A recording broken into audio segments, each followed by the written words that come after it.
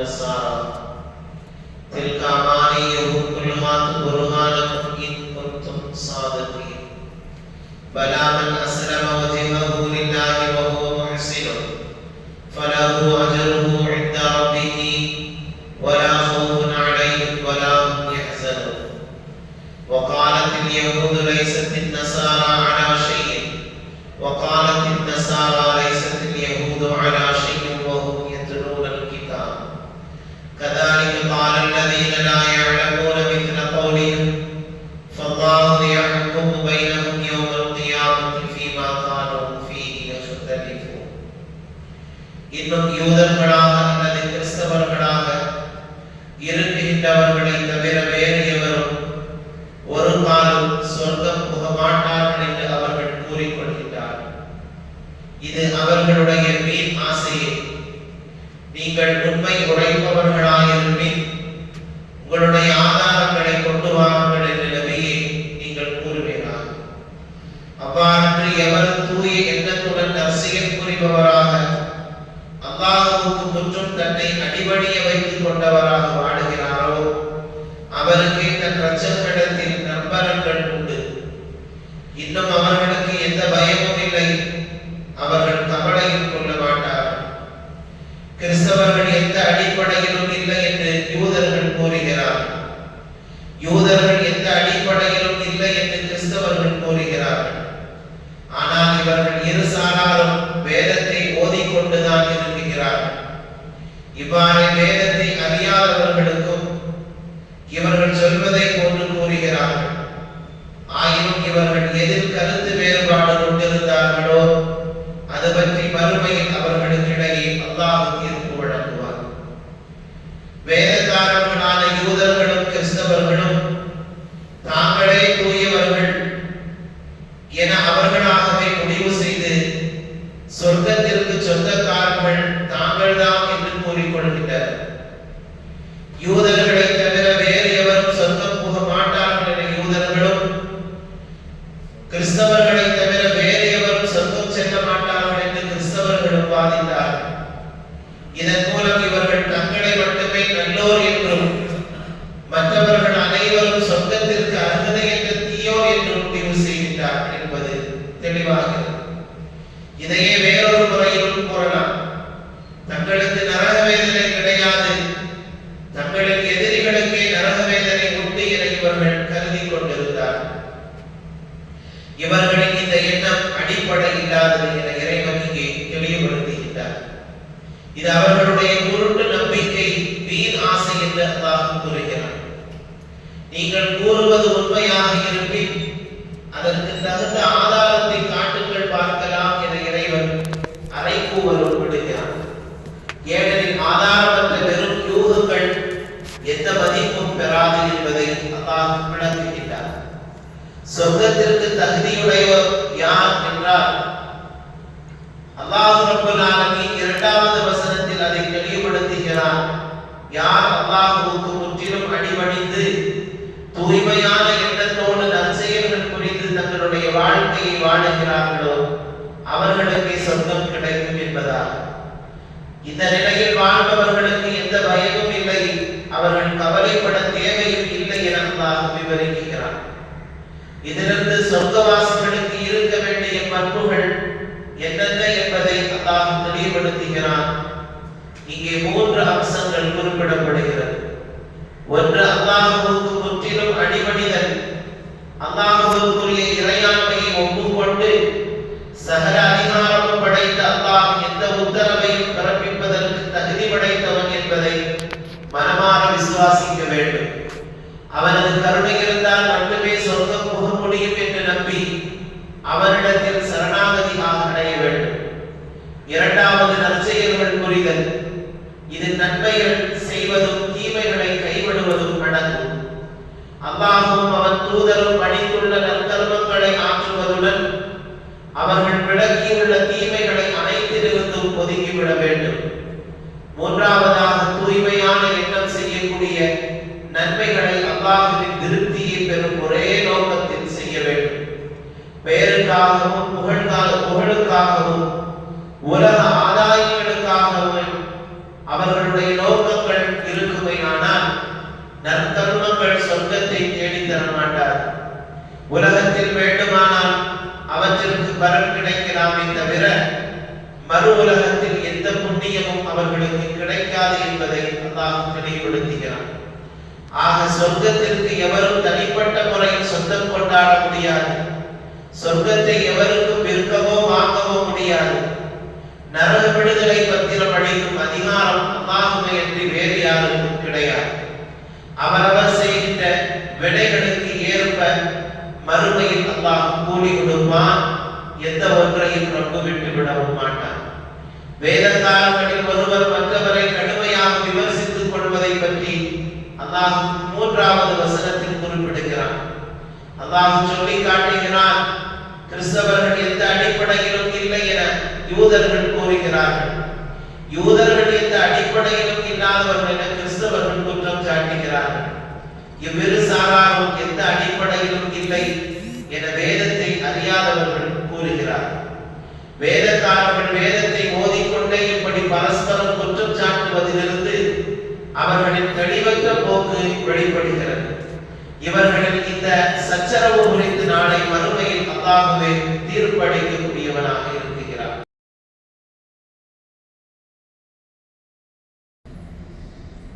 இந்த மனித சமுதாயத்தில் யாரும் யாரை விடவும் உயர்ந்தவர்களோ தாழ்ந்தவர்களோ இல்லை என்கிறார். ஆனால் ஒரு விஷயத்தில் மட்டும் உயர்ந்தவர்கள் தாழ்ந்தவர்கள் என்கிற நிலை இருக்கிறது. அது இறையச்சத்தை அனுசரித்து. இறையச்சமுடைய மக்கள் என்பவர்கள் அல்லாஹ்விற்கு மிக பிடித்தமான மனிதர்கள். அந்த இறையச்சமுடையவர்களுடைய இபாதத்து என்பது அல்லாஹ்விற்கு மிக விருப்பமானது கூட. ஏனோதானோ என்று 2 ரகாத்துகளை தொழுவதை தாண்டி நாம் ரப்பை பார்க்கவில்லை என்றாலும் ரப்பு நம்மை பார்த்து கொண்டிருக்கிறான் என்ற எண்ணத்தோடு தொழுகிற அந்த 2 ரகாத்திற்கான கூலிகள் மிக அதிகமானது. இதை எல்லா விஷயத்திற்கும் பொருந்தும். நாம் செய்கிற எந்த செயல்பாடாக இருந்தாலும் நம்முடைய இறையச்சத்தை அனுசரித்து அதற்கான கூலிகள் நமக்கு வழங்கப்படும். தொழுகிறோம், நம்முடைய தொழுகைகள் அங்கீகரிக்கப்படுமா என்று சொன்னால் கடமைகள் நிறைவேறிவிடும். ஆனால் அதை தாண்டி நிரப்பமான கூலிகள் பெற வேண்டுமானால் அது இறையச்சமிக்க தொழுகையாக இருக்க வேண்டும் என்பதில் குர்ஆன் ஹதீஸ் நமக்கு தெளிவாக முன்வைக்கிறது. அதே போன்று இறையச்சத்தோடு ஒரு சொட்டு கண்ணீரை ரப்புக்கு முன்னால் வடித்து நாம் கேட்கிற அந்த துஆ என்பது எக்காலத்திலும் நிராகரிக்கப்படாது. உலமாக்கள் சொல்லுவார்கள், கறந்த பால் எப்படி மீண்டும் மடுவில் போய் சேராதோ அதுபோன்று ஒரு மனிதனுடைய கண்ணீர், கண்களில் இருந்து வருகிற கண்ணீருக்கான கூலி என்பது அல்லாஹ்விடத்தில் இல்லாமல் இருக்கவே செய்யாது என்பதால், ஆகவே நாம் சிந்திக்கிற ஒரு சொட்டு கண்ணீருக்கான பிரதிபலன் என்பது அல்லாஹ்விடத்தில் நிச்சயமாக கிடைக்கும். அதனால்தான் பெருமக்கள் பெரும்பாலையாக அழுது அழுது அல்லாஹ்விடத்திலே மன்றாடினார்கள் என்பதாக வரலாறுகளில் பார்க்கிறோம். ஆனால் இன்று அதிகமாக நாம் சிரிக்கிறோம்.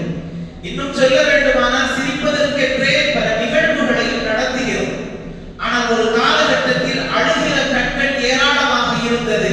அந்த கண்களுக்கு அல்லாஹ்விடத்தில் நிரப்பமான கூலிகளும் இருந்தது. அபூபக்கர் சித்தீக் ரலியல்லாஹு தஆலா அவர்கள் எல்லா சந்தர்ப்பத்திலும் அல்லாஹ்வையும் அல்லாஹ்வினுடைய ரசூலையும் நினைத்து கண்ணீர் சிந்துகிற ஒரு உள்ளமாக அவர்கள் இருந்தார்.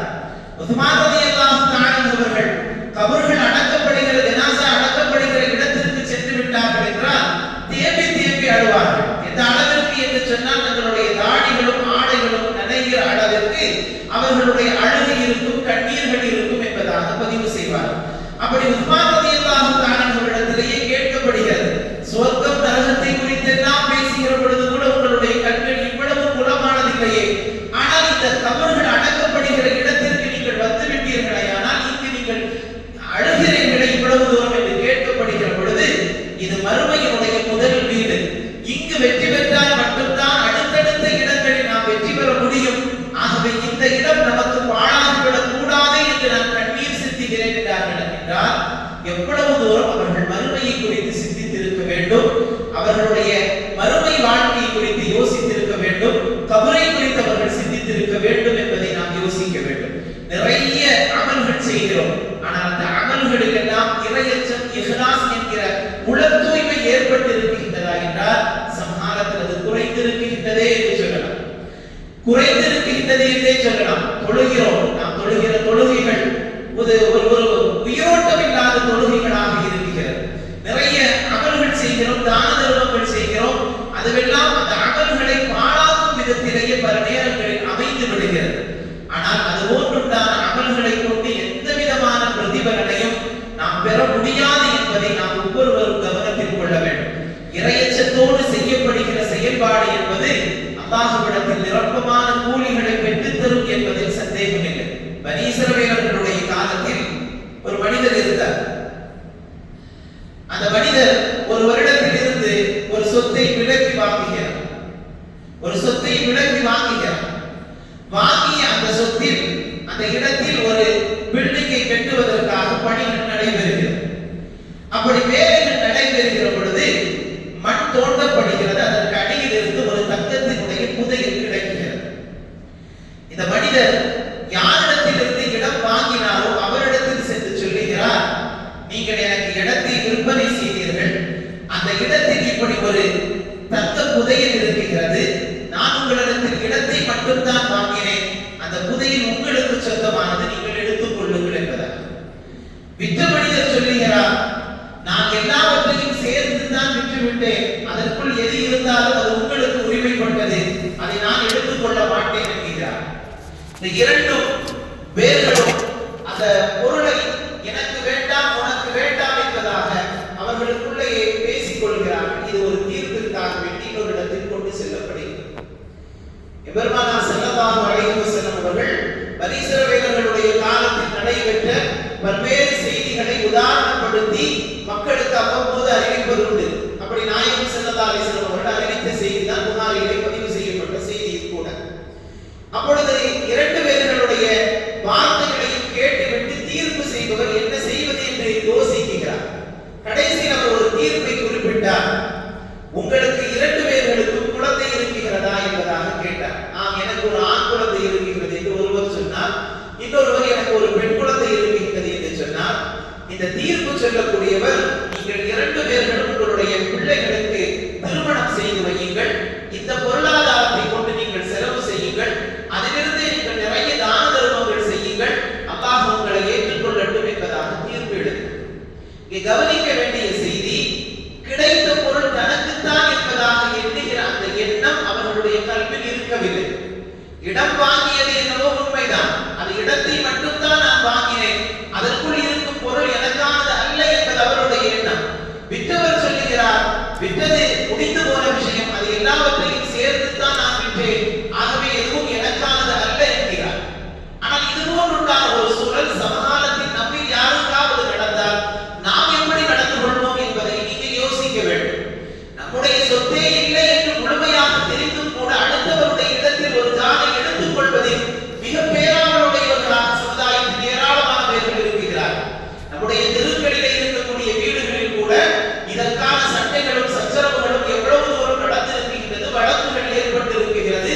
அதற்காக வேண்டி கோர்ட்டு வாசல்களில் படிக்கட்டுகளில் இருக்கிற குடும்பங்கள் எத்தனை, அந்த வீடுகள் கட்டப்படாமல் இருப்பது எத்தனை, இது எல்லோரும் நமக்கு நம்முடைய கண்கள் முன்பாக நடக்கக்கூடிய ஒரு சூழல். நபிகள் நாயகம் ஸல்லல்லாஹு அலைஹி வஸல்லம் அவர்கள் சொன்னார்கள், பிறருடைய சொத்தில் ஒரு ஜான் அளவை நீங்கள் அபகரித்து எடுத்தாலும் நாளை மறுமையில் உங்களுடைய கழுத்தில் அது கட்டி இழுப்பதற்கான சூழ்நிலை அல்லாஹ் உருவாக்குவார் என்பதாக.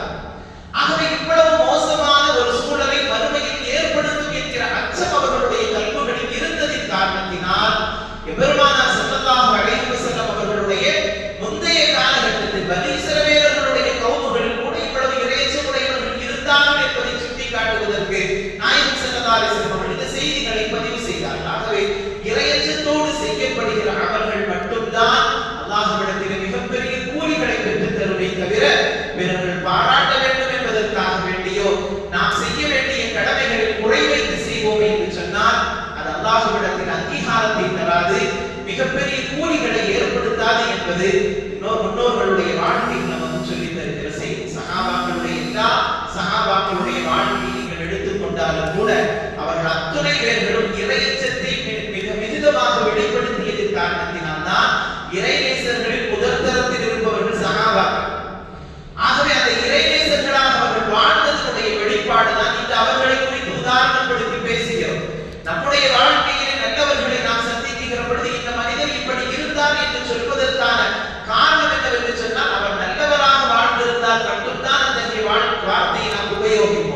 இல்லை என்று சொன்னால் அது போன்றுண்டான ஒரு உயர்வான வார்த்தையை குறித்து யாரையும் நாம் பேச மாட்டோம். ஆகவே நல்லவர்களாக வாழ்வது, குறிப்பாக இறையச்சமுடையவர்களாக வாழ்வதும் அல்லாஹ்விடத்திலே விதமான கூலிகளை பெற்றுத்தரும் என்பதை இங்கே நாம் கவனிக்க வேண்டும். நிறைய அமல்கள் செய்கிறோம், அந்த அமல்கள் வீணாக்கப்படாமல் இருக்க வேண்டுமானால் அது இறையச்சத்தோடு செய்யப்பட வேண்டும். அல்லாஹ் அந்த உலக தூய்மை நம் எல்லோருக்கும் நசீபாக்கி அருள்வானா.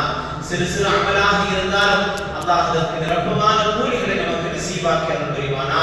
அல்லாஹ்வுடைய சன்னிதானத்தில் நாளை மறுமையில் கேவலங்களை விட்டும் அவமானங்களை விட்டும் அல்லாஹ் பாதுகாத்து கண்ணியமான இடத்தில் இருப்பதற்கும் நாயகம் ஸல்லல்லாஹு அலைஹி வஸல்லம் அவருடைய ஷஃபாஅத்தை பெறுவதற்குமான தகுதியுடையவர்களாக அல்லாஹ் எல்லோரையும் ஆக்கி அருள்வானா. ஆமீன் ஆமீன். சுப்ஹானல்லாஹ்.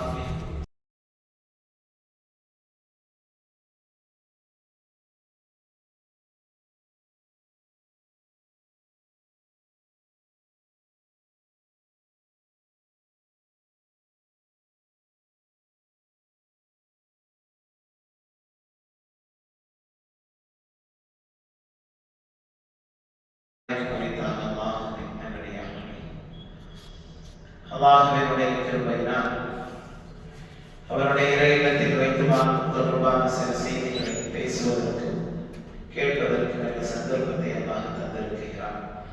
பேசும் கேட்கும் நல்ல விஷயங்களை வருங்காலங்களில் எடுத்து அமல் செய்கிற நிறைவான வாக்கியத்தை நம் அனைவர்களுக்கும் நசீபாக்குவானாக. சங்கைக்குரிய அல்லாஹ்வின் நல்லடியார்களே, அல்லாஹ் ரப்பல் ஆலமீன் தன்னுடைய திருமறையில் இறைநேசர்களை குறித்து ஏராளமான செய்திகளை பதிவிடுவார். அலா இன்ன அவுலியா அல்லாஹி லா ஹவுஃபுன் அலைஹிம் வலா ஹும் யஹ்ஸனூன் என்பதால், அலா மனிதர்களை நீங்கள் அறிந்து கொள்ளுங்கள், நான் சொல்ல போற செய்தியை, இன்ன அவுலியா அல்லாஹி அல்லாஹ்வினுடைய இறைநேசர்களுக்கு லா ஹவுஃபுன் அலைஹிம் வலா ஹும் யஹ்ஸனூன் எந்த விதமான பயமோ கவலையோ அவர்களுக்கு இல்லை என்பதால். காரணம் என்னவென்றால் அவர்களுடைய கல்வை முழுக்க முழுக்க அல்லாஹ்விடத்திலே அவர்கள் கொண்டு சேர்த்ததின் காரணத்தினால் உலகத்தினுடைய ஆதாயங்களையோ இன்பங்களையோ தங்களுடைய கல்விகளில் முன்வைக்காமல் அல்லாஹ்வை மட்டுமே அவர்கள் கல்வியை குடிகொள்ள செய்ததின் காரணத்தினால் வேறு எந்த விதமான பயமோ கவலைகளோ அவர்களுக்கு இல்லை என்கிறார். நாம் எல்லாம் சாதாரணமானவர்கள், எதற்கெடுத்தாலும் பதறி போகிறவர்கள், ஒரு விஷயத்தை வைத்து மறுநாட்கள் கவலைப்படக்கூடியவர்கள், இப்படி நடந்திருந்தால் அப்படி ஆயிருக்குமே என்று நமக்கு நாமே ஆறுதல் சொல்லிக் கொள்ளக்கூடியவர்கள். அல்லாஹ்விடத்திலே நாம் எல்லா காரியங்களையும் முன்வைக்கின்ற பொழுது எது நடந்தாலும் அது அல்லாஹ்வுக்காக வேண்டி என்கிற அந்த வார்த்தை நம்முடைய நாவுகளில் வந்துவிடும். ஆகவே இறைநேசர்கள் அப்படி தங்களுடைய பண்புகளை பக்குவப்படுத்தியதின் காரணத்தினால் அல்லாஹ் உயர்ந்த அந்தஸ்துகளை அவர்களுக்கு வழங்கினார். இந்த மாதம் என்பது, குறிப்பாக இன்றைய இரவு என்பது முஹியத்தீன் அப்துல் காதிர் ஜீலானி ரலியல்லாஹு அன்ஹு அவர்களை குறித்துள்ளான பல்வேறு செய்திகள் பேசப்படுகிற நாட்கள். இந்த முஹியத்தீன் அப்துல் காதிர் ஜீலானி அவர்கள் எந்த அளவிற்கு தீனுடைய பணிகளை அவர்கள் மேற்கொண்டார்கள் என்பது அவர்களுடைய வரலாறுகளில் நாம் பார்க்கிறோம். அப்பாசியாக்களுடைய காலகட்டத்தில் வந்தவர்கள். அன்றைய காலகட்டத்திலே நிறைய படித்தவர்கள் இருந்தார், கல்விமான்கள் நிறைய அறிவு பெட்டகமாக நிறைய பேர்கள் இருந்தார். இன்னும் நிறைய பேர்கள் நாங்கள் அறிவுஜீவிகள் என்பதாக சொல்லிக் கொண்டு குர்ஆனுக்கும் ஹதீஸுக்கும் எங்களுக்கு நேர்படவில்லை என்றால் நாங்கள் ஏற்றுக்கொள்ள மாட்டோம் என்று தர்க்கிக்கிறார்கள் அல்லவா? அப்படிப்பட்ட இல்முடையவர்கள் அன்றைய காலத்தில் நிறைந்திருந்தார். கல்வி நிறைவாக இருந்தது, ஆனால் இறை அச்சம் என்பது இல்லாமல் இருந்தது. கல்வி முழுக்க முழுக்க அவர்களிடத்தில் இருந்தது. பெரும் பெரும் ஆளும் பெருமக்கள் அன்றைய காலத்தில் இருந்தார்கள். கிதாபுகளை எழுதிய பெருமக்கள் அன்றைய சூழலில் இருந்தார்கள். ஆனால் தக்குவா என்பது மிக குறைவாக இருந்தது. இந்த முஹியத்தீன் அப்துல் காதிர் ஜீலானி அவர்கள் மார்க்கத்தினுடைய அடிப்படை கல்விகளை முழுக்க முழுக்க கற்றவர்கள். ஏதோ ஆணிகளை போன்று 7 வருடம் 10 வருடம் அல்ல, 50 ஆண்டு காலம் அவர்கள் கல்வி கற்றார்கள் என்பதாக அவர்களை குறித்துள்ளார் வரலாறு பதிவு செய்கிறது. அந்த அளவிற்கு அவர்களுடைய கல்வி தேடலினுடைய பயணம் இருந்து கொண்டே இருந்தது என்பதால் சென்ற வாரத்தில் கூட நான் பேசுகிற பொழுது ஒரு திருடர்களுடைய கூட்டத்திலே அவர்கள் அகப்பட்ட பொழுது உண்மையை உரைத்ததின் காரணத்தினால் அந்த திருட்டு கூட்டமே இஸ்லாத்தை ஏற்றுக்கொண்டது என்பது அவர்களுடைய வரலாறு. ஒரு சிறு வயது பிள்ளை உண்மையை மட்டுமே பேசுகிற மனநிலை உடையவராக இருக்கிற பொழுது நாம் அவர்களிடத்திலிருந்து பறித்து வாங்கி சாப்பிட்டு நம்முடைய வாழ்நாளை கழிக்கிறோமோ என்கிற அந்த வெட்க உணர்வு அவர்களை இந்த மார்க்கத்தை ஏற்றுக்கொள்ள வைத்தது என்பதாக பார்த்தோம். இதே போன்று அவர்கள் போகிற இடத்திலெல்லாம் இந்த மார்க்கத்தை விதைத்தார்கள், கல்வியை இந்த சமூகத்திற்கு எடுத்து முன்வைத்தார்கள். அதனால் அல்லாஹ்வால் ஏற்றுக்கொள்ளப்பட்ட பெருமக்களின் முதன்மையானவர்களாக மாறினார்கள்.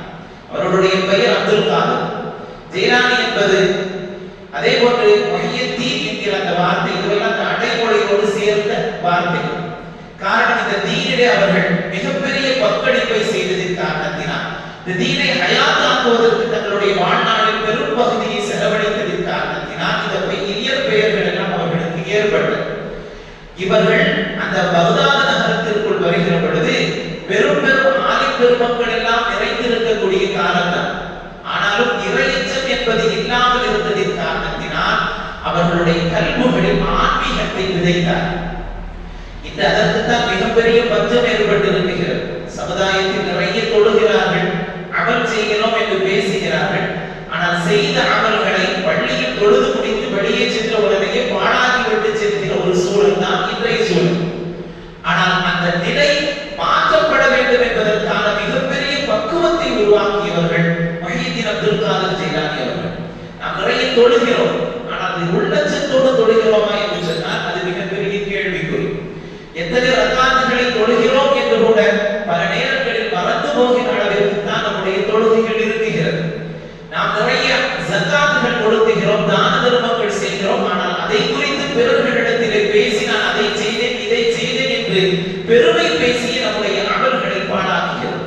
நிறைய நபர்களிடத்தில் இந்த பெரும் குறை இருப்பதை சமகாலத்தில் அதிகமாக பார்க்க முடிகிறது. ஆனால் இந்த பெருமக்கள் தங்களுடைய வாழ்க்கையின் வழியாக செய்கிற நற்காரியங்கள் உனக்கும் ரப்புக்கும் தெரிந்ததாக மட்டுமே இருக்க வேண்டும் என்கிற அந்த மிகப்பெரிய பக்குவத்தை கல்புகளில் விதைத்தார்கள். ஆன்மீக பயணத்தின் வழியாக இறையச்சத்தை கல்வியை உணரச் செய்தார்கள். இதுவெல்லாம் உணர்ந்து பெற வேண்டியது. காரணம், விக்கர்களின் வழியாக அல்லாஹ்வை இபாதத் செய்வதன் வழியாக, நினைவு கூறுவதன் வழியாக, தங்களுடைய கல்புகளை ஒருமைப்படுத்துவதன் வழியாக அந்த ஒரு பக்குவத்தை பெற முடியும். அப்துல் காதர் ஜீலானி அவர்களுடைய வாழ்க்கை குறிப்பில் அவர்கள் மிகப்பெரிய செல்வந்தர் என்பதாக பதிவு செய்யப்படுகிறது. எந்த அளவிற்கு என்று சொன்னால், இவர்களை தேடி ஒரு நபர் வருகிறார் இவர்களை சந்திப்பதற்காக வேண்டி, ஆன்மீகத்தினுடைய தேடலோடு அப்படி வருகிற பொழுது இவர்களை குறித்து விசாரிக்கிறார்கள்.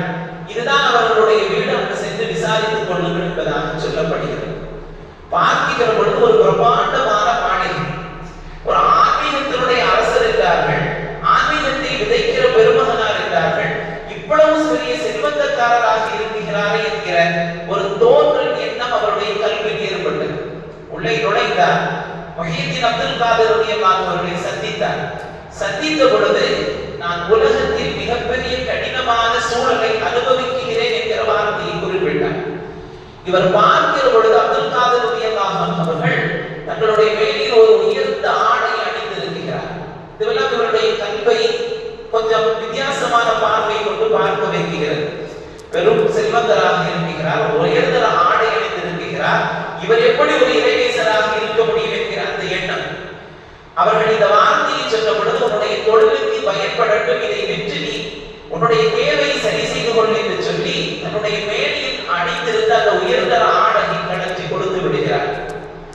இவரும் அதை கொண்டு வெளியிலே சென்று அதை வென்று அதற்கு வந்த பணத்தை வைத்து ஒரு சிறு வியாபாரத்தை செய்கிறார். அடுத்த நாள் மீண்டும் வருகிறார் இவரை பார்ப்பதற்காக.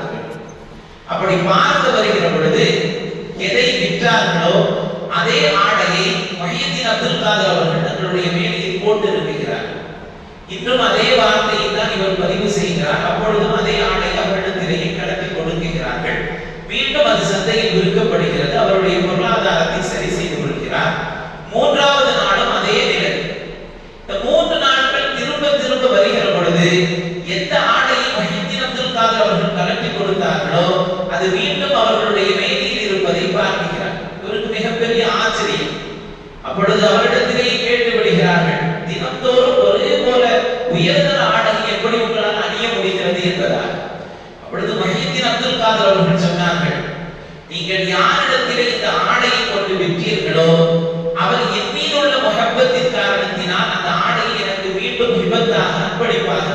விட்டார். மீண்டும் மீண்டும் அந்த ஆடை என்னிடத்தில் வந்தது. நீங்கள் வருகிற பொழுது அந்த ஆடையை தான் நான் திரும்ப கடத்தி தந்தேன் என்பதாக. எதையும் எனக்கென்று நான் வைக்கிற பழக்கத்தை நான் ஏற்படுத்திக் கொள்ளவில்லை. பிறர்களுக்கு கொடுத்து உபகாரம் செய்கிற மிகப்பெரிய பலனை எதிர்பார்க்காமல் கொடுக்கிற ஒரு பக்குவத்தை நான் பெற்றிருக்கிறேன். என்னுடைய செல்வம் என்னுடைய கல்விகளில் இல்லை, அது உலகத்திலே இருக்கிறது. என்னுடைய கல்வி அல்லாஹ் நிரந்தரமாக குடிகொண்டிருக்கிறான். அது மட்டும்தான் நிஜமானது என்பதை அந்த மனிதருக்கு புரிய வைக்கிறார். இப்படி ஏராளமான செய்திகள் இவர்களை குறித்து பேசுகிற பொழுது முழுக்க முழுக்க ஆன்மீகத்தினுடைய செய்திகளை விதைத்தார்கள், கல்வியை கொண்டு சேர்த்தார்கள், பண்படுத்தினார்கள் மக்களை. ஜிப்ரீல் அலைஹிஸ்ஸலாத்து வஸலாம் அவர்கள் நபிகள் நாயகம் ஸல்லல்லாஹு அலைஹி வஸல்லம் அவர்களை சந்திக்க வந்துவிட்டு அவர்களிடத்திலே பேசுகிற பொழுது ரப்பனா வஜஅல்னா முஸ்லிமைன லக வ மின் துர்ரிய்யத்தினா உம்மத்தன் முஸ்லிமத்தன் லக வ அரினா மனாசிகனா வ துப் அலைனா இன்னக அன்தத் தவ்வாபுர் ரஹீம் ரப்பனா வ பஅத் ஃபீஹிம் ரசூலன் மின்ஹும் யத்லு அலைஹிம் ஆயாத்திக வ யுஅல்லிமுஹுல் கிதாப வல் ஹிக்மத வ யுஸக்கீஹும். ஜிப்ரீல் அலைஹிஸ்ஸலாம் அவர்கள் நாயகத்திடத்திலே வந்து உங்களுடைய கல்விகளை பண்படுத்துகிற அந்த செய்தியை சொல்வதற்காக வேண்டி நான் வந்தேன் என்பதாக பதிவு செய்கிறார். அதாவது உலகத்தினுடைய செயல்பாடுகள், அமல்கள் இதுவெல்லாம் தெரிந்துவிடும். ஆனால் தஸ்தியத்து நஃப்ஸ் என்று சொல்லப்படக்கூடிய உள்ளத்தை பரிசுத்தப்படுத்துகிற அந்த செயல்பாடு இருக்கிறது அல்லவா, அது மிக கடினமானது. உலகத்திலே வெளியிலே மனிதர்களோடு போராடுகிற போராட்டம் என்பது கூட மிக சாதாரணமானது. ஆனால் கல்வோடு போராடுகிற போராட்டம் என்பது மிகப்பெரியது.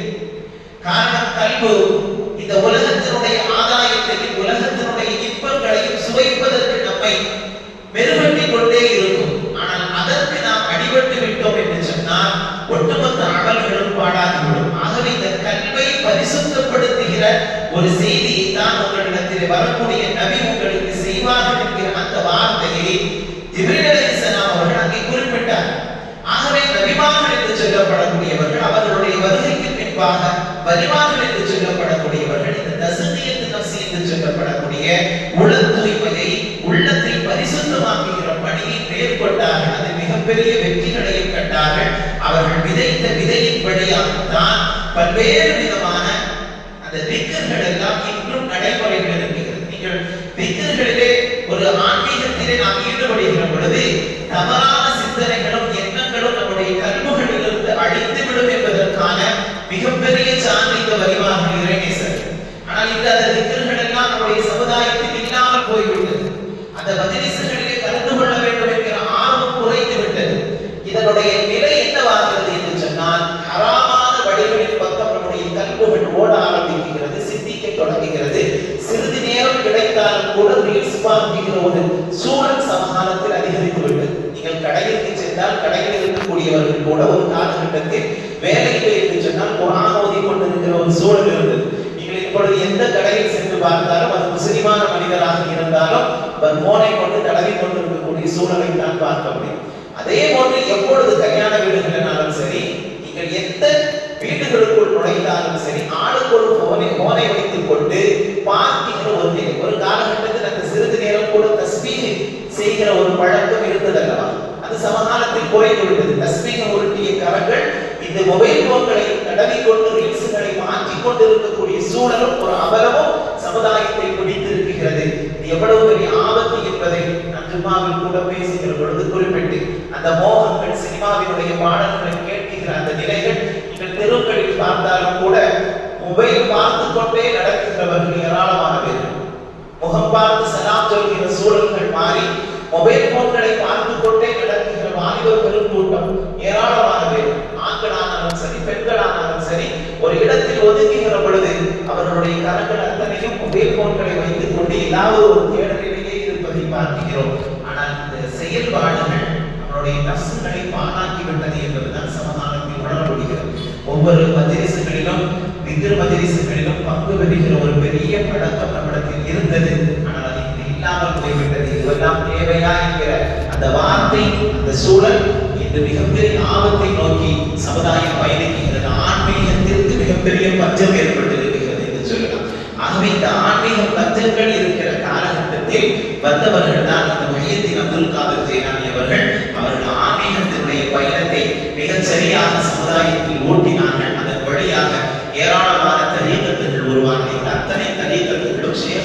நாம் சொல்லிக் கொடுக்கிற பாடம் என்னவென்று சொன்னால், உள்ளத்தை பரிசுத்தப்படுத்துவதற்கான வழி என்ன, அதை நாம் எப்படி கையாள வேண்டும், இதை தாண்டி வேறு எதுவும் சொல்லிக் கொடுப்பதல்ல. ஆனால் இதுவெல்லாம் தேவையா என்கிற வார்த்தை தாண்டி இதுவெல்லாம் இன்றைய சமூகத்தில் வேறு விதமாக பார்க்கிற ஒரு சூழல்களை ஏற்படுத்திவிட்டது. அதனால் கல்விகளில் பரிசுத்தமான எண்ணங்கள் இல்லை, அமல்களில் ஏற்படுகிற ஒரு எண்ணங்கள் இல்லை. ஏதோ கடமைக்கு தொழுகிறோம், இபாதத்து செய்கிறோம் என்கிற அந்த ஒற்றை நிலைப்பாடுகளில் தான் இன்று பெரும் கூட்டம் பயணிப்பதை பார்க்கிறோம். அல்லாஹ் ரப்பல் ஆலமீன் இந்த மூன்றுண்டான மனநிலைகளிலிருந்து நம்மை பாதுகாப்பானாக. அதிகமாக அல்லாஹ்வை தியானிக்கிற, தியானம் செய்கிற, திக்ர் செய்கிற ஒரு நல்ல கல்வை நம்ம எல்லோருக்கும் அல்லாஹ் நசீபாக்கி அருள் புரிவானாக. ஆன்மீகத்தின் வழியாகத்தான் ஒரு மனிதனுடைய எல்லா கெட்ட குணநலங்களையும் மாற்ற முடியும் என்பதை புரிந்தவர்கள், அறிந்தவர்கள் தொடர்ந்து அமல் செய்கிறார்கள். அல்லாஹ் அந்த கூட்டத்தில் நம்மை சேர்த்தவர்கள் புரிவானாக. ஆமீன் ஆமீன். வாஹிரு தஅவானா அல்ஹம்துலில்லாஹ். சுப்ஹானல்லாஹ்.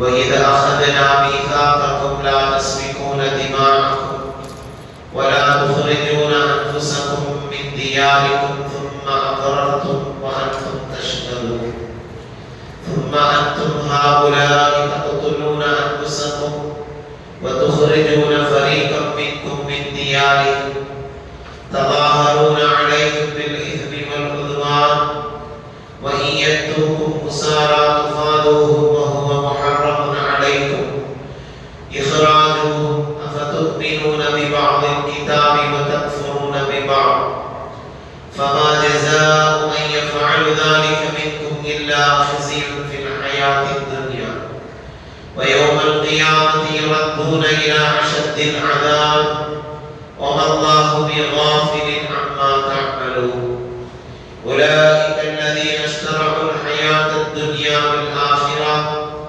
فَلَا يُخَفَّفُ عَنْهُمُ الْعَذَابُ وَلَا هُمْ يُنْصَرُونَ. இன்னும் நீங்கள் உங்கள் இனத்தவர்களின் உதிரங்களை ஓட்ட வேண்டாம், உங்களுடைய நாடுகளில் இருந்து உங்கள் இனத்தவர்களை வெளியேற்றவும் வேண்டாம் என்று உங்களிடம் நாம் வாக்குறுதி வாங்கியதையும் நினைவு கூறுங்கள். நீங்களும் அதற்கு சாட்சியாக இருந்து அதனை ஏற்று வாய்மொழி தந்தீர்கள். இதன் பின்னரும் நீங்கள் உங்கள் இனத்தவர்களை படுகொலை செய்கிறீர்கள். இன்னும் உங்களில் ஒரு பிரிவினரை அவர்களது நாடுகளில் இருந்து வெளியேற்றுகிறீர்கள். அவர்களுக்கு எதிராக தீய வழியிலும் அநீதியான முறையிலும் அவர்களின் பகைவர்களை ஆதரிக்கிறீர்கள். இன்னும் அவர்கள் உங்களிடத்தில் போர் கைதிகளாக வந்தால் அவர்களை வெளியேற்றியதை உங்களுக்கு சட்டவிரோதமாக இருக்க ஈட்டுத்தொகை கொடுத்து அவர்களை மீட்டு விடுகின்றீர்கள். எனவே வேதத்தில் சிலவற்றை நம்பியும் வேறு சிலவற்றை நிராகரித்தும் வருகின்றீர்களா? உங்களின் இதனை செய்பவர்களுக்கு இந்த அற்ப வாழ்வில் இழிவை தவிர வேறு பிரதிபலன் இல்லை. இன்னும் மறுவுலகிலே அவர்கள் கொடுத்த தண்டனை பக்கம் கொண்டு செல்லப்படுவார்கள். மேலும் நீங்கள் செய்பவற்றை அல்லாஹ் அறிந்தவனாகவே இருக்கிறான். இவர்கள்தான் மறுமை வாழ்வுக்கு பதிலாக இந்த அற்ப வாழ்க்கையை வாங்கிக் கொண்டவர்கள். ஆகவே இவர்களுக்கு தண்டனை நடத்தப்பட மாட்டாது, மேலும் இவர்களுக்கு உதவியும் வழங்கப்பட மாட்டாது. சூரத்துல் பக்ராவினுடைய 84, 85 86 வசனங்கள் தொடர்ந்து இஸ்ரவேலர்களுக்கு இறைவன் கொடுத்த சலுகைகளும் அவர்களுக்கு வழங்கப்பட்ட நிறைய நிஅமத்துகளையும் அதற்கு அவர்கள் மாறு செய்த செயல்பாடுகளையுமே அல்லாஹ் தொடர்ந்து குறிப்பிட்டு வருகிறார். இஸ்ரவேலர்கள் இறைவனிடம் செய்து கொடுத்த 3 வாக்குறுதிகள் பற்றி இங்கே பேசப்படுகிறது. அவற்றில் 2 வாக்குறுதிகளை நிறைவேற்ற தவறிய மதீனா யூதர்கள் ஒன்றை மட்டும் நிறைவேற்றிவிட்டு அது இறை கட்டளை என்றும் சொல்லிக் கொண்டார்கள். அந்த ஒரு வாக்குறுதியை நிறைவேற்றியது கூட அவர்களுடைய சுயநலத்திற்காகவே தவிர வேறு எதற்காகவும் இல்லை. ஆகவே இது பற்றி எச்சரிப்பதே இங்கே பேசப்பட்ட இந்த வசனங்களுடைய நோக்கமாகும். அந்த 3 வாக்குறுதிகளானது, நீங்கள் உங்களுடைய இனத்தாருடன் முதலாவது வாக்குறுதி. இரண்டாவதாக உங்களுடைய இனத்தாரை துன்புறுத்தி அவர்களை ஊரை விட்டு துரத்துவதோ அவர்கள் மீது போர் தொடுத்து அவர்களை நாடு கடத்தவோ செய்யக்கூடாது. மூன்றாவதாக உங்களுடைய இனத்தாரை வேறு எவரும் சிறைபிடித்தால் நஷ்டஈடு வழங்கி அவர்களை மீட்க வேண்டும். இந்த நெறிமுறைகளை பின்பற்றி நடப்பதாக இவர்கள் வாக்குறுதி அளித்தார்கள். ஆனாலும் அந்த இஸ்ரவேலர்கள் அந்த வாக்குறுதிகளில் இருந்து அவர்கள் பின்வாங்கிவிட்டார்கள். ஆரம்ப காலத்திலிருந்தே இவர்களுடைய அணுகுமுறை இப்படித்தான் இருந்திருக்கிறது என்பதையும் இங்கே நாம் விளக்க முடிகிறது. அண்ணல் பெருமானார் ஸல்லல்லாஹு அலைஹி வஸல்லம் அவர்கள் காலத்தில் மதீனாவின் புறநகர் பகுதிகளில் பனு குறைலா மற்றும் பனு நதீர் என்னும் பெயர்களில் இரு யூத குலத்தார்கள் வசித்து வந்தார்கள். மதீனா நகரில் அவுஸ் மற்றும் ஹஸரத் என்னும் யூதர்கள் அல்லாத இரு பிரிவினர்களும் வாழ்ந்து வந்தார்கள். இவர்களுக்கிடையே நெடுங்காலமாக பகைமை வேரூன்றி இருந்தது. இதனால் அவுஸ் என்னும் கூட்டத்தால் யூதர்களுக்கான பனு குறைலாவுடனும் ஹஸரத் என்னும் கூட்டத்தால் பனு நதீர் யூதர்களுடனும் நட்பு உறவு ஒப்பந்தம் செய்து கொண்டு பரஸ்பரம் சண்டையிட்டுக் கொண்டிருந்தார்கள். அவுஸ் மற்றும் ஹஸரத் கூட்டத்தார் இடையே போர் உண்டால் யூதர்கள் தத்தமது நட்பு கூட்டத்துடன் சேர்ந்து கொண்டு எதிரிகளை தாக்குவது இவர்களுடைய வழக்கம்.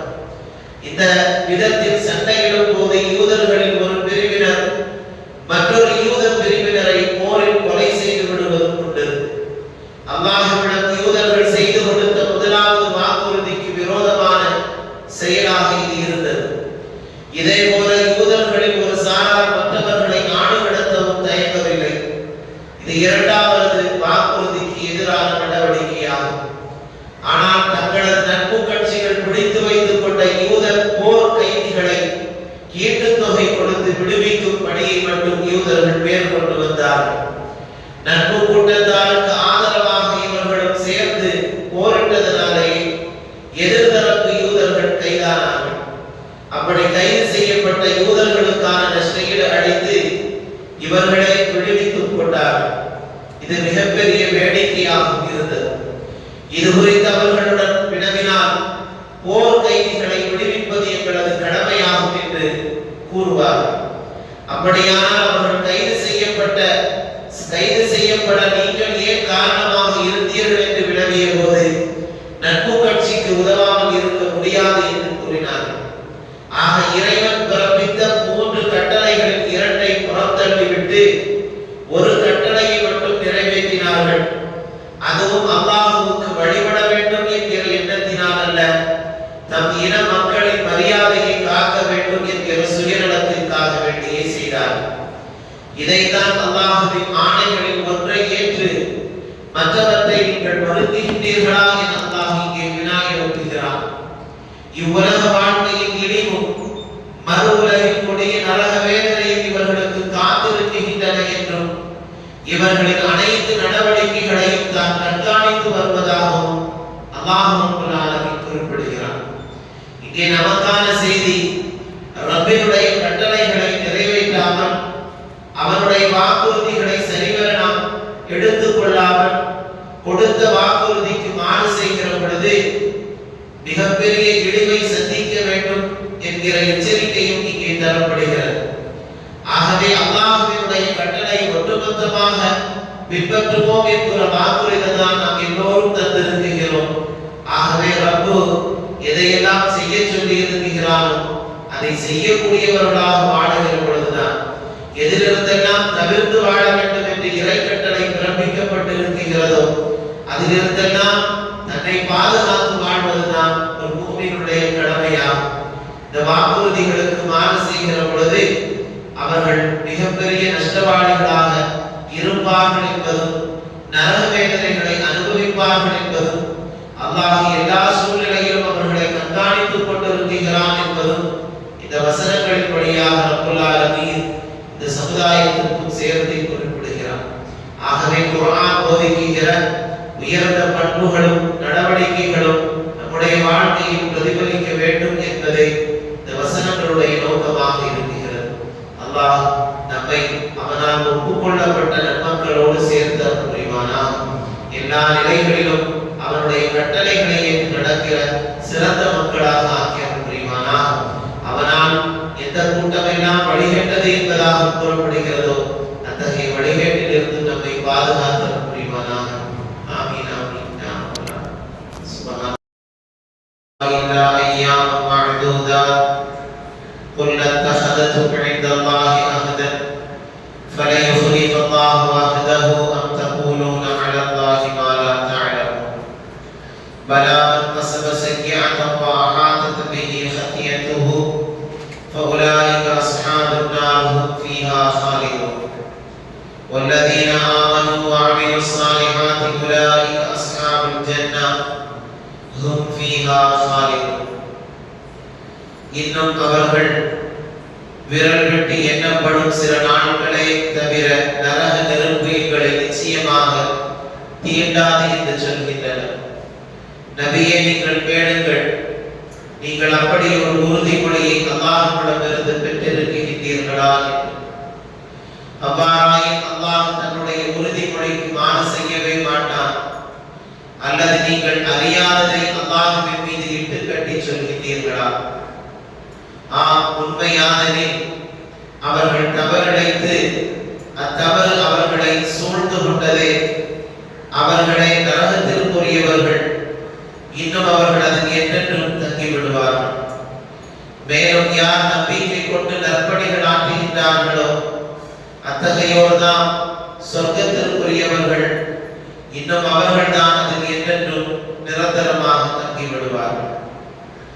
இங்கே யூதர்கள் நீண்ட நெடுங்காலமாக சொல்லி வருகிற ஒரு பொய் வாதத்தை அல்லாஹ் இங்கே முன்வைக்கிறார். அதை மறுத்து அல்லாஹ் ரப்பல் ஆலமீன் இங்கே பேசவும் செய்கிறார். நபி மூசா அலைஹிஸ்ஸலாம் அவர்களின் மார்க்கம் உலகம் முடியும் வரை நீடித்திருக்கும். அது காலாவதியாகிவிடவில்லை. நாங்கள் எல்லாம் சொர்க்கவாசிகள், நரகத்திற்கு செல்லக்கூடியவர்கள் அல்ல. காரணம், நாங்கள் இறை தூதர்களின் வழித்தோன்றல்கள். அப்படி ஒரு கால் நரகம் நாங்கள் புகுந்தாலும் எங்கள் மூதாதையர் காளை கன்றை வழிபட்ட 40 நாட்களை நாங்கள் நரகத்தில் தண்டனை அனுபவிப்போம். பின்னர் நாங்கள் விடுதலையாகி சொர்க்கம் புகுந்து விடுவோம் என்பது யூதர்களுடைய வாதமாக இருந்தது. அப்படி அவர்கள் ஒரு நம்பிக்கையை வைத்திருந்தார்கள். எனவே நபி மூசா அலைஹிஸ்ஸலாம் அவர்களுக்கு பின்னால் வந்த ஈசா அலைஹிஸ்ஸலாம் அவர்களின் மார்க்கத்தையோ, அவர்களுக்கு பின்னால் தோன்றிய முஹம்மது நபி ஸல்லல்லாஹு அலைஹி வஸல்லம் அவர்களுடைய மார்க்கத்தையோ ஏற்காததால் நாங்கள் இறைமறுப்பாளர்கள் ஆகிவிட மாட்டோம் என்றும் நாங்கள் விசுவாசிகளாகவே இருந்து வருகிறோம் என்பதுதான் யூதர்களுடைய தர்க்கமாகவும் வாதமாகவும் இருந்தது. இந்த வாதம் எவ்வளவு தூரம் பொய்யானது என்பதை எடுத்து காட்டும் வகையில் தான் யூதர்களை நோக்கி அல்லாஹ் ரப்பல் ஆலமீன் இந்த கேள்விகளை முன்வைக்கிறார். நீங்கள் கூறிய பிரகாரம் இருப்பதற்கு நீங்கள் என்ன அல்லாஹ்விடமிருந்து உறுதிமொழி எதுவும் வாங்கினீர்களா என்பதால். அப்படி ஒரு உறுதிமொழி நீங்கள் பெற்றிருந்தால் தன் வாக்குறுதி அல்லாஹ் நிச்சயமாக மீற மாட்டார். ஆனால் அப்படி ஒன்றும் நடைபெறவில்லையே. அறியாமையின் காரணத்தால் இவ்வாறெல்லாம் அல்லாஹ்வின் மீது நீங்கள் பொய்யுரைக்கின்றீர்கள் என்பதை தவிர வேறொன்றும் சொல்வதற்கு இல்லை என்பதாக அல்லாஹ் இங்கே பதிவு செய்கிறார். நன்மையை புக முடியாத அளவுக்கு தீமைகள் பலவற்றால் சூழப்பட்டிருக்கிற ஒருவன், எல்லா வகையிலும் பாவத்தை மட்டுமே செய்து கொண்டிருக்கக்கூடிய மனிதன், பாவத்திலேயே தங்களை முழுமையாக ஈடுபடுத்திக் கொண்டிருக்கக்கூடியவன், நன்மையினுடைய வாசத்தை கூட அறியாதவன் எப்படி சுவனம் புக முடியும்? அவன் நரகமே செல்வான் என்பது மட்டுமல்ல, நரகத்தில் அவன் நிரந்தரமாக தங்கிவிடுவான் என்பதை அல்லாஹ் இங்கே ஊர்ஜிதப்படுத்துகிறான். ஆகவே யூதர்களுடைய எண்ணம் எப்படிப்பட்டது, அவர்கள் எத்தகைய சிந்தனையுடையவர்களாக இருந்தார்கள். ஆனால் அப்படி எந்த வாக்குறுதியும் இங்கு தரப்படவில்லை என்பதை அல்லாஹ் மிக தெளிவாக சுட்டி காட்டுகிறான். அல்லாஹ்வையும் அவருடைய தூதர்களையும் நம்பிக்கை கொள்வது நற்காரியங்களில் முதன்மையானது ஆகும். ஆனால் யூதர்கள் அப்படி நபிமார்களை கொண்டு ஈமான் கொள்ளவில்லை, நற்காரியங்களின் மீது அவர்களை ஈடுபடுத்திக் கொள்ளவும் இல்லை.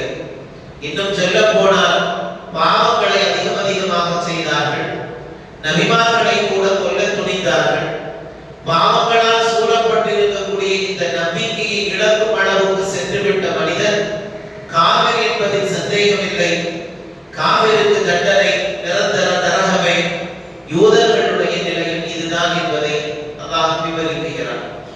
ஏனெனில் நபி ஈசா அலைஹிஸ்ஸலாம் அவர்களையோ அல்லது நபி முஹம்மது நபி ஸல்லல்லாஹு அலைஹி வஸல்லம் அவர்களை யூதர்கள் நம்புவதில்லை. எனவே அவர்களும் காவிர்கள் ஆவார்கள். காவிர்களான இவர்களுக்கு நிரந்தர நரக வேதனை உண்டு. இந்த நிலையில் நாங்கள் நரகத்தில் சில காலமே இருப்போம் என்று யூதர்கள் கூறுவது எவ்வாறு சரியாக இருக்க முடியும் என்பதை இறைவன் தொடுக்குகிற கேள்வியாகும். அதே நேரத்தில் அல்லாஹ்வையும் அனைத்து நபிமார்களையும் நம்பிக்கை கொண்டு நற்பணிகளை செய்து நல்ல காரியங்களில் தங்களை ஈடுபடுத்திக் கொண்ட பெருமக்கள் இருக்கிறார்கள் அல்லவா, அவர்கள் சொர்க்கவாசிகளாவார்கள். இவர்களை சொர்க்கத்தில் நிரந்தரமாக தங்கி இருப்போம் என்பதை அல்லாஹ் ரப்பல் ஆலமீன் அடுத்த வசனத்தில் தெளிவுபடுத்துகிறார். நல்ல விஷயங்களில் நம்மை ஈடுபடுத்திக் கொள்வதும் நற்காரியங்கள் செய்வதும் நபி ஸல்லல்லாஹு அலைஹி வஸல்லம் அவர்கள் வழிகாட்டிய உயர்ந்த பாதையில் எடுத்துக் கொள்வதும் சுவனத்தில் நம்மை கொண்டு சேர்க்கும் என்பதையும் அல்லாஹ் இங்கே நமக்கு தெளிவுபடுத்துகிறான். நம் எல்லோரையும் நாயகத்தோடு சுவனத்தில் இருக்கிற நற்பாக்கியத்தை தந்தருள் புரிவானாக. யூதர்களுடைய அடிச்சாட்டியங்களிலிருந்து இந்த உம்மத்தை அல்லாஹ் பாதுகாத்தருள் புரிவானாக. அவர்களுக்கு எல்லா வகையிலும்